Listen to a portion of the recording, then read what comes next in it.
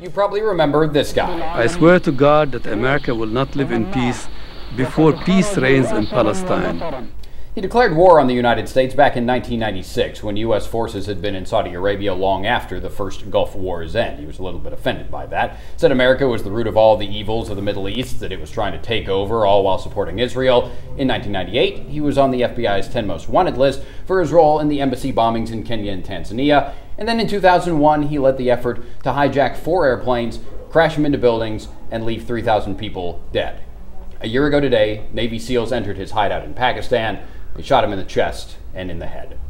Osama bin Laden's death was cause for reflection, for redemption, and even celebration. And that's what anniversaries can be about, too. And this one comes with questions about the security of the nation, along with politics as well, all in the aftermath of a mass murderer's demise. Andrew Card served under 3 presidents, most notably as George W. Bush's White House Chief of Staff, now the acting dean at the Bush School of Government and Public Service over at Texas A&M. Carved out a little bit of time for us today. Does it seem like it's been a year? It does not, but I can tell you it was a memorable day, and it was an important day for America, but it wasn't the end of the war on terror. What it did was close one chapter in the book of the war on terror, and we've got to stay vigilant. And remember that it took an awful lot of people to make that attack on Osama bin Laden possible. We had to work very hard to identify where he was it really him, and then obviously the SEALs had to do a fabulous job of executing the plan. And I give President Obama credit for having the courage to make the decision to say go. But he doesn't deserve all of the credit for the result. I think the credit belongs to President Bush, first of all, for having the resolve to say, we were going to hunt him down. We weren't going to give up until we got him. An awful lot of credit goes to our intelligence community that worked very hard for a long, long time to really understand where he would be and if we could get him. And then obviously the credit goes to the Navy SEALs for having executed the plan well. But President Obama had to make a courageous decision, and I'm glad he did. And it's the same decision I would imagine that you'd think President Bush would have made as well. I do.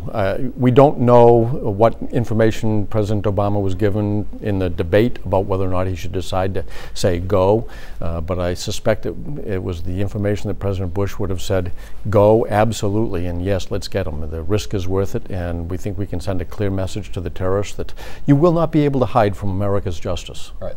This guy was kind of a thorn in the side of America dating back, obviously, long before President Obama's administration, obviously the Bush administration, Clinton administration even. A lot of questions on whether or not he could have been had beforehand. Is that something that the Bush administration officials say, we should have had him, we could have had him, we didn't get him? Is there any reflection on that front? There were times when I thought we did get him. So yes, we did reflect on the opportunities to get him that may have been lost, or it may not have been Osama bin Laden that was identified by the intelligence.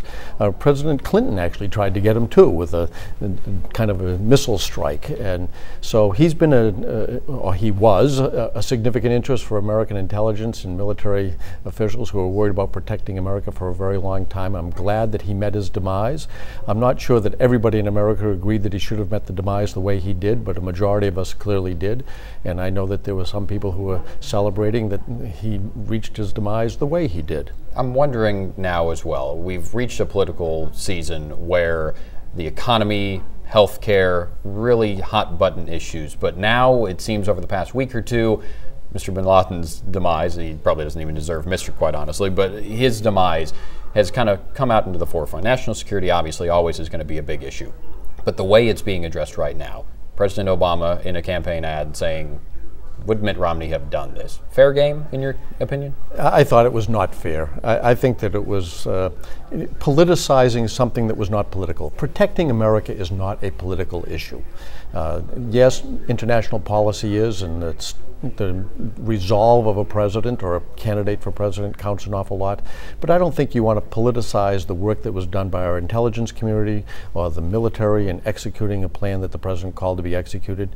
I think it was the right call for the president to make, but I don't think that it should be where President Obama is the one pounding his chest. I think he actually should give credit to the people that made it possible for him to give the command to say, let's go get him. And I know over the years, obviously, he's been very complimentary not only of the current work that has been done, but also the intelligence community in the years before. He certainly, I think, has done that. My one thought is, I think most people probably share your opinion that politics shouldn't play into this. Mitt Romney a few years back did question the president's approach, the current president's approach, that he said, oh, I'll jump in and take out Osama bin Laden when I get the chance. And he did do that. Mr. Romney, a little bit critical, I think. Did that open the door at least for this political game to be played? I think that it's a bit of an overreach by the Obama political team to play that card, if you will, because I think if you really read Mitt Romney's entire comments, they weren't quite as they are portrayed by the Obama campaign staff. But remember, it's not appropriate, I think, for America to go dancing in the end zone and spiking the ball. An awful lot goes into it. And don't forget the sacrifices that are made by the people in our intelligence community and those in the military to make it possible for us to have a safe America.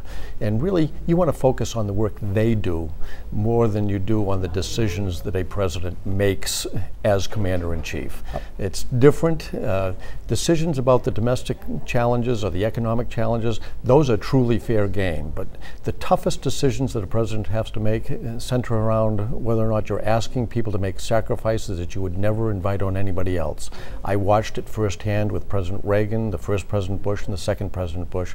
So I actually prefer to see politics left on the sideline when you deal with the challenges of commander-in-chief and sending young men and women into harm's way. I'm wondering on our poll question, is America safer today, in your opinion, than it was 1 year ago when this all went down? I think it is, but it's not just because we got Osama bin Laden. I did think that sending a message to the terrorists around the world that you are not going to find a place to hide, we're going to track you down eventually, sent a message. And it was also important that we broke up the titular head or the spiritual head of the cause that the Al-Qaeda crowd was rallying around. And they haven't really found a replacement for Osama bin Laden, the way Osama bin Laden became kind of a mythical figure. Right. And I do think that allows for us to claim that we are a bit safer today, but we've got to be on our toes, and the bad guys still want to get us. I think dozens of top Al-Qaeda officials have also been taken out, of course, that dating back to the aftermath of 9/11. So over the years, I think the communities, no matter what the administration, have really done a decent job, at least, at targeting those. Well, let's folks. not forget the work that was done by the intelligence community to get information from those people that we found and were able to uncover where Osama bin Laden would be. All right. Dean, appreciate the time. I know you got a flight out in the morning. We appreciate you taking a little bit of time for us this afternoon. It's great to be in Aggie Land, though. It is. It is a wonderful place to be, a free Aggie Land as well, because of the work that a lot of folks have been doing. Our question today is whether this free country, in fact, is any more secure 1 year later. Not necessarily because of the assassination of Osama bin Laden, but just a year on since it. Do you feel this country is safer right now? 86% in fact saying no, they do not feel the nation is any safer. Probably a variety of reasons for votes on that front. You can vote your mind, facebook.com/KBTX Media. Not only can you answer our poll question, but you can also leave your comments. Rebecca saying, I don't think anything could make this country safer. A little bit of a pessimistic outlook from our viewers today, but certainly they're right to voice that. Again, facebook.com/KBTX Media to weigh in on that topic. Plenty more to come on this Wednesday edition of First News at 4. Lots of messages about health when it comes to bodies, your own personal body, but also we need to work on your mind as well. Anger, anxiety, depression, that could have an effect on you. We'll have more on that coming up in a packed edition of First News at 4. Stay with us.